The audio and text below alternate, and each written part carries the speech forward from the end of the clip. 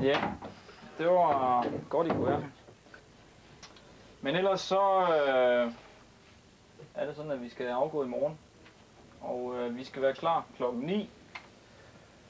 Klokken 9:30 vil statsret Limkyl, som ligger lige herovre, han vil gå fra kaj, og så køre seancen simpelthen. Han skal være umiddelbart efter Hvidbjørn, altså vores danske inspektionsfartøj, som skal være følgeskib hele vejen til Esbjerg.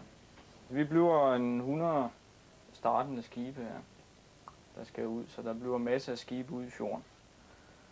Og hvis vi kortet her over Larvik Fjord, så er det sådan, at vi sejler Selleprojekt kommer til at foregå ud af fjorden her. Og i morgen eftermiddag, der går starten, og startlinjen er herud. Klokken 3 så er vi altså i gang med kapsejladsen, og så sejler vi kapsejlads til Esbjerg. Lige vende den her gang.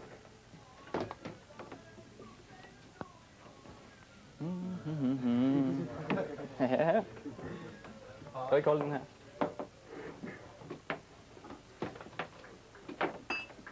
Og jeg har tegnet ruten ind, og den er 326 sømil, hvis vi kan sejle lige efter kurslinjen. Vi ser Larvik, det er heroppe, startlinjen heroppe, og så skal vi ned. Og der står en bøje hernede ved Thyborøn, og den skal vi have om bagbord. Vi skal lige ned og runde en olieplatform hernede. Det hedder Nordsee, og det er simpelthen også et mærke på kapsejladsen. Og så er det ellers op mod fairway-bøjen, altså bøjen, der markerer indsejlingen til Esbjerg. Vi skal igennem Grådyb. Og jeg har fået vejrudsigten fra Norsk Meteorologisk Institut, og den er faktisk ikke for god. De lover sydvestlige vinde, og hvis I kigger på kortet, så er det stort set lige i den retning, vi skal. Så, men det jeg sådan håber lidt på, det er, jeg har nemlig hørt den danske vejrudsigt, og de stemmer ikke overens. Så spørgsmålet er så, om man skal tro på en af de lokale, eller om man skal tro på Voldborg. Det får vi jo så at se. Ja.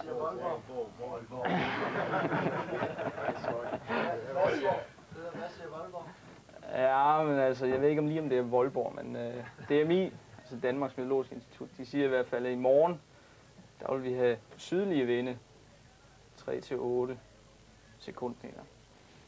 Men ellers så er det sådan, at vi skal afgå i morgen, og vi skal være klar klokken 9. De starter simpelthen i den her ende af havnen med, at skibene går fra kaj. Og når det bliver vores tur, så kommer der en båd og siger, at nu skal I på kaj. Og så går linden fra siden af os, og så er det vores tur, der skal gå væk fra Christian Radik. Og så kommer Christian Radik til sidst. Tak så mycket. Så ses vi på havet. Okay. Læg over og spring.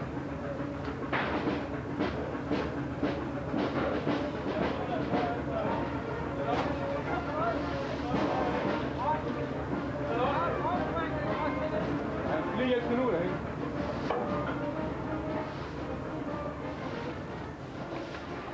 British Steel, air control, over.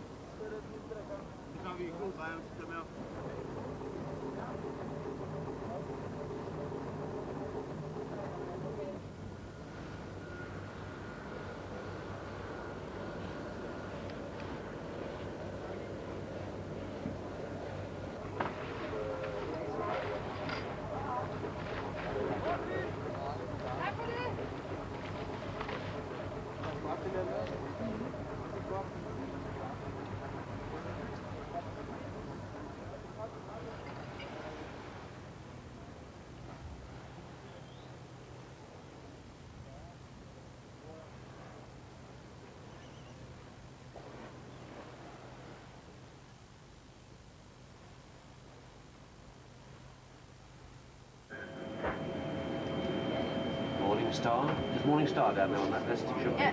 Yeah, okay. Another one coming up is Corolla. Corolla Travelwinter. Ja. 10 seconds. 10 sekunder.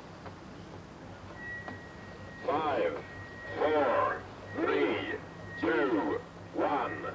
Bang! Starten. All set to toss fleet, that gun and flare mark the start of the Class A 20-minute gate. Ja, vi kan begynde at hive storen.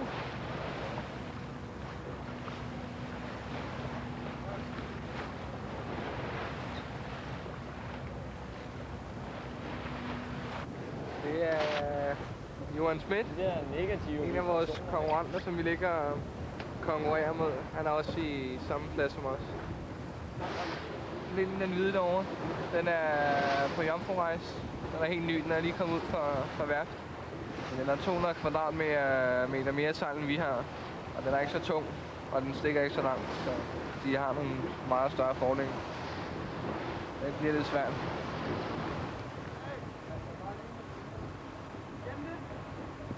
Bukken bakker! Apollo 1 controller. Ja, vi får trimmet af overalt til bytte vind.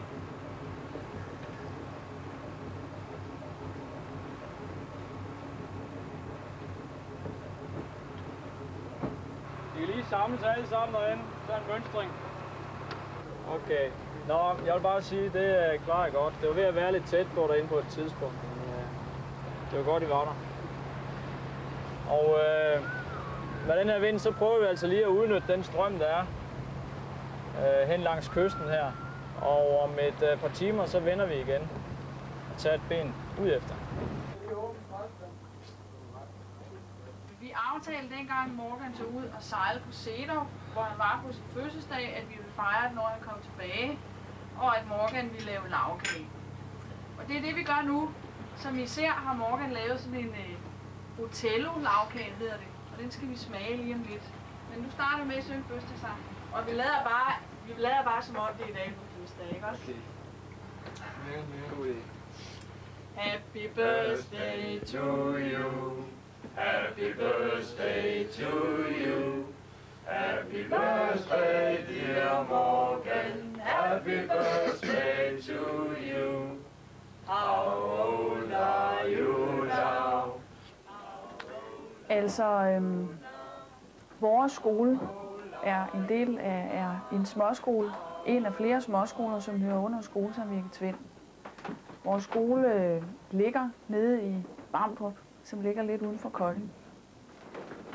Og til vores skole, der hører den store bjørn, som vi købte i 1980. Skolesamvirket Tvind købte skibet i 1980. Dengang var det et gammelt fyrskib, og vi har så lavet det om, rigget det op til en tremastet skonnert. Altså, vi oprettede småskolerne i slutningen af 70'erne. På et tidspunkt, hvor vi havde lavet forskellige efterskoler, oprettet forskellige efterskoler rundt omkring i landet. Og fået en masse unge mennesker, som gerne ville deltage i det program, som vi kunne tilbyde. Der også på det tidspunkt var lidt anderledes. Det var en kombination af det teoretiske og det praktiske, og det var på det tidspunkt lidt usædvanligt. Men det viser ret hurtigt, at der var en del af de unge mennesker, der alligevel ikke helt kunne passe ind i det program. Og derfor var vi nødt til at oprette nogle skoler, som særligt tog udgangspunkt i lige de der unge mennesker, som var lidt vilde og ville noget andet, og ikke sådan lige var til at få styr på inde i helt almindelige sammenhænge. Vi er stadig nu, fordi vi deltager i det, der hedder Tallships Race. Cutty Sark Tallships Race. Vi var med sidste år også, og det er faktisk første gang, at vores skole deltager i det. Og sidste år fik vi sådan lidt blod på tanden, fordi vi vandt. Vi vidste faktisk ikke, at vores skib sejlede så godt, som det gjorde. Det er et af de ældste i vores klasse. Vi er skibet her fra 1902. Og de andre skibe, vi sejler mod, det er sådan nogle moderne nybygninger, der er lavet til at kunne ræse derudad. Og til vores egne store forbavelse, og faktisk også til alle de andre skibes forbavelse, der kom der lige pludselig sådan en der ind på sidelinjen. Og da vi så havde prøvet det sidste år, så fandt vi ud af, at vi måtte også hellere være med igen i år. Fordi det er sjovt. Det samler hele besætningen ombord omkring sådan en opgave. Nå, nu skal I se her. Det var så de næste 12 timers sejlads, vi har resultatet af her. Og vi kan lige gennemgå, hvor skibene ligger, eller hvor de lå klokken 8 her i morges. Til lå her. Og Johan Schmidt ligger hernede. Malcolm Miller. Linden her. Og så ligger Vida helt heroppe, og Zealandia ligger heroppe. Men hvis vi nu kigger på placeringerne, så er det sådan, at vi ligger som nummer 23 overalt. Og vi har stadig kun en tredjeplads i gruppen. Og Linden, han er oppe på en 27. med plads overalt. Og han er lige efter os på en 4. plads i gruppen. Johan Schmidt, 46. Han er nummer 6 i vores gruppe. Vida, altså ham, der ligger heroppe, han ligger nummer 13 overalt. Og 2 i gruppen. Og Zealandia, han ligger nummer 2 overalt. Og nummer 1 i gruppen.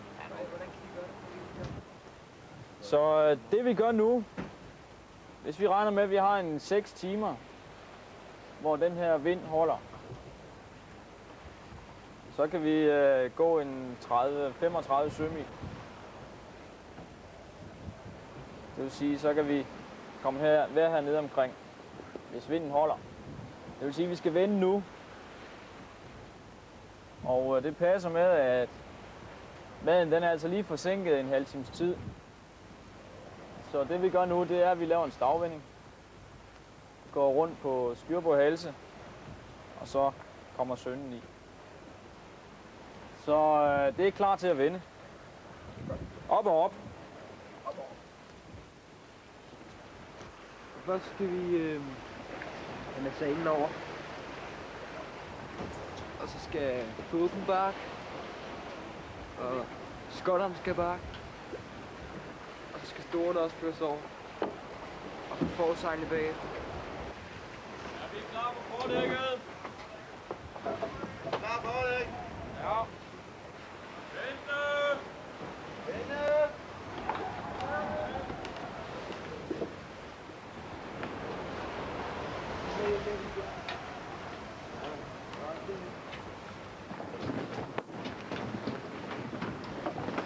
Håkan bakker!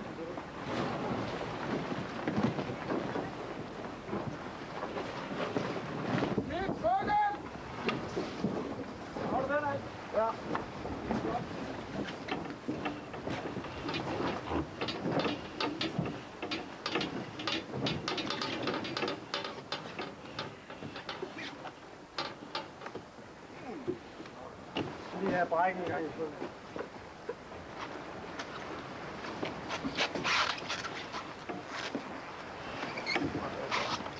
En gang til. Ja, på Danmark. Ja. Vi er klar til at skifte kaffetophalsene.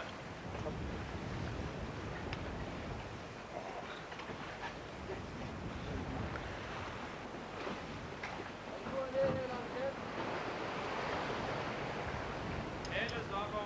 Ja. Vi får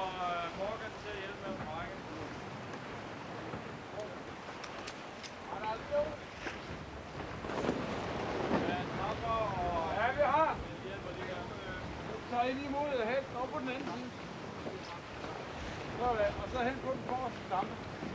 Man kan ikke komme ud og sejle med sådan et skib, medmindre man er fyldt 16 år.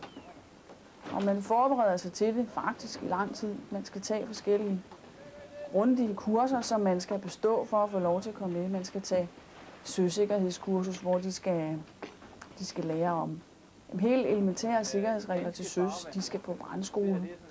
De skal tage et praktisk duelighedsbevis, så de lærer at manøvrere sådan en lille båd og lægge til og fra kaj og lære at lave forskellige knop og stik. De skal kunne svømme, og så kommer de så ombord på skibet her.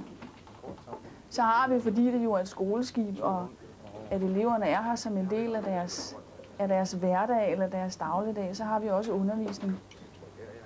Normalt har vi også undervisning i skolefag, og det skal de have. Det er ikke bare kun sjov og ballade. I øjeblikket har vi sommerferie, så derfor har de kun undervisning i maritime fag.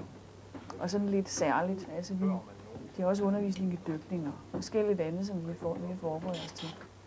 Prøv lige at vise, hvordan vi arbejder under vand.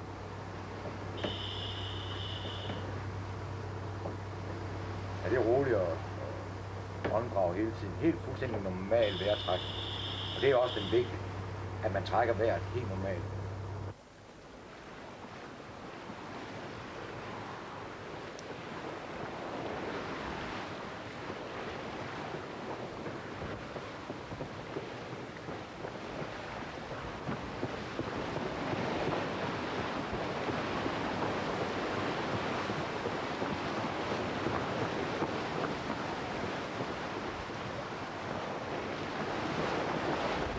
Hvor finder du den hen, John? Ja, den kom jo trippende heroppe på dækket. Helt udmalet. Ja. Du har ellers fået noget at spise i dag, eller hvad? Jo, men det er godt at have lidt til natten, jo. Skal vi se natbusserne? Altså, har du nogen ring på? Ja, 2 ringe. 2 ringe. Ja, vi skal kigge på den. Der kan være nogen, du er glad for den. Hov. Det er måske en... Den er lidt nusset. Det har nok været en lang rejse. Den er også ude. Sult. 4-5.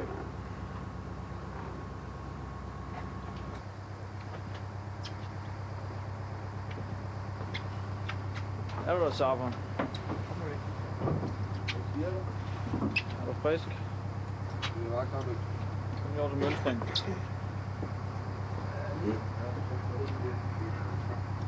Jeg aner simpelthen ikke, hvor heldige I er. Nu får jeg noget vind at sejle på. Vi har ligger slæsket her de sidste 3 timer. Så vinden den er lige skiftet. Så kommer der nok mere vind her. Og sømand. Ud til Lu. Hørte du ikke, så vinden er lige skiftet?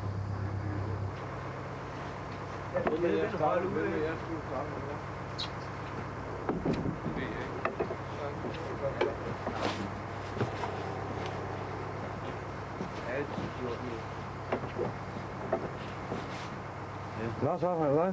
Ja, det er mig. Okay, 2-5-0. 2-5-0. 1 minut.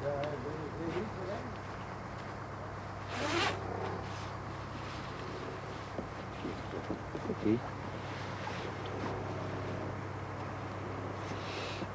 Så er det ærligt ro. Ja.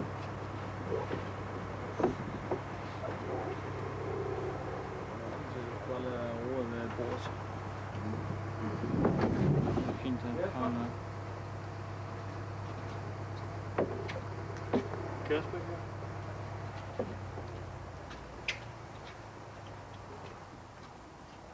God vagt. Ja, det var godt. Så nu er der fred.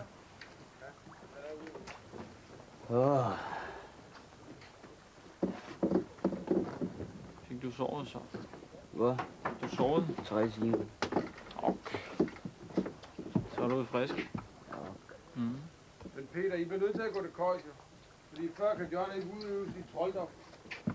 Nå, det er hans trolddom. Ja, han Ja. spiller det ikke kan med. Ja, men det er stadigvæk på vores vagt, vi sejler flest mil. Nej, det tror jeg. Bare vent. Kom og vind. Ja. Ikke kort med jer.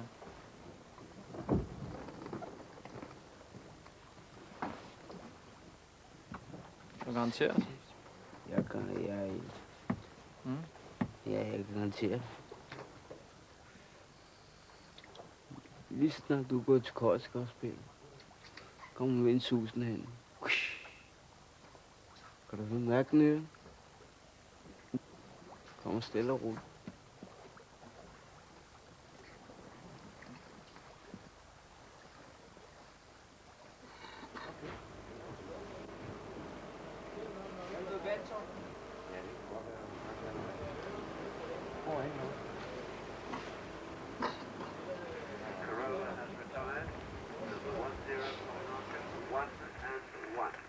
Number 1, Dark Horse is retired. Number 1, 2, Den Storbjorn, 1, 0 and 2. Number 1, 3, Dominic Fredian, 1, 8 and 1, 0. Number 1 for Eindracht, 5, 5 and 6. Number 1, 5. Og så ligger vi nummer 2. Det er ikke så tosset det. Vi er faktisk nummer 10 overalt. Og se, vi er rykket op. Grunden til, at vi gik tilbage her efter placeringen i morges, det var fordi, at der sejlede vi højde. Ja. Så gik ud for at få noget højde på kysten. Der sejlede de andre så syge på. Thor Vider. Skal der have Thor Vider i maskinen? Thor Vider og Mikkel. Så er det 2 mand stærkt dernede. Så skal det nok ske. Safar. Hæk. Dækket.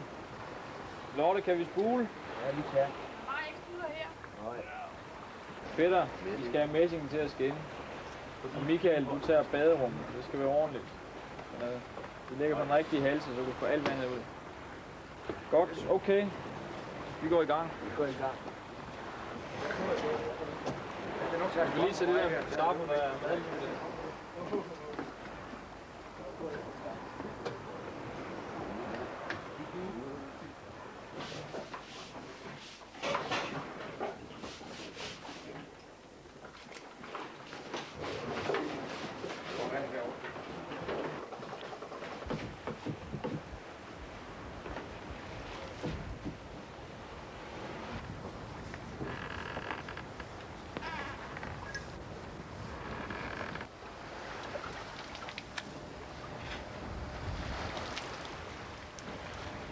Jeg har været her cirka 8 måneder. Jeg har sejlet i gennemsnit 8 måneder. Jeg har boet på skolen i 2 år. Så jeg kan godt lide det.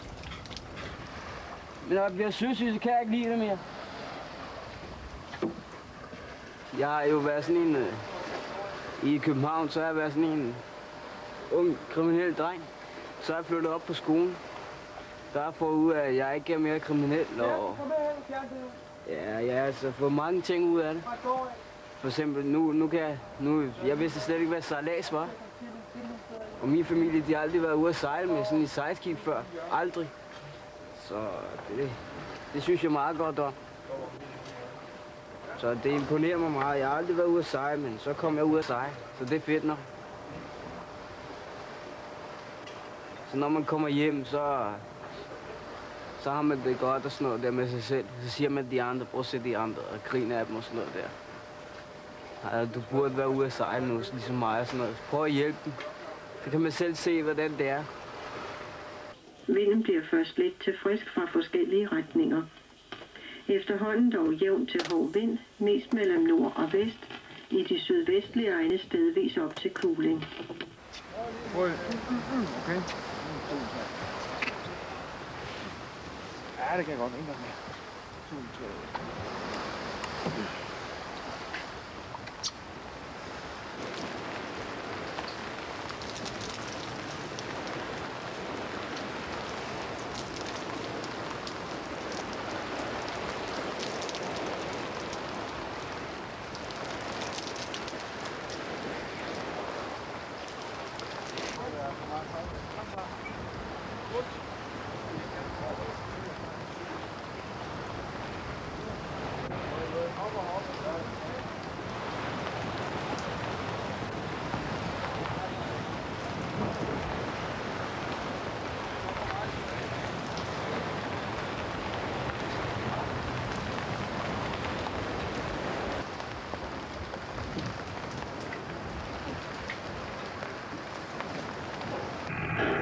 all vessels in the tall ship's race, all vessels in the tall ship's race. This is race control V Bjornen for final race position. This is for the positions at the time limit of the race. Alexander van Humboldt, V Bjornen.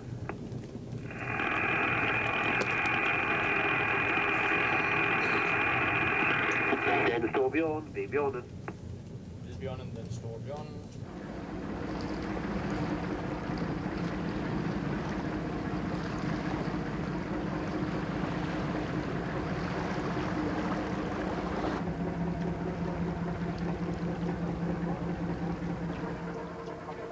Hænderne op i lommen, ikke? Sådan. Godt. Er vi sure i dag, Morgan? Ja. Godt. Vi har Esbjerg herinde. Men før vi overhovedet kan gå ind i havnen, så bliver vi altså nødt til lige at bjerge vores sejl. Er I med på det? Ja. Alle giver en hånd med, alle på dæk. Okay, sejlrulle.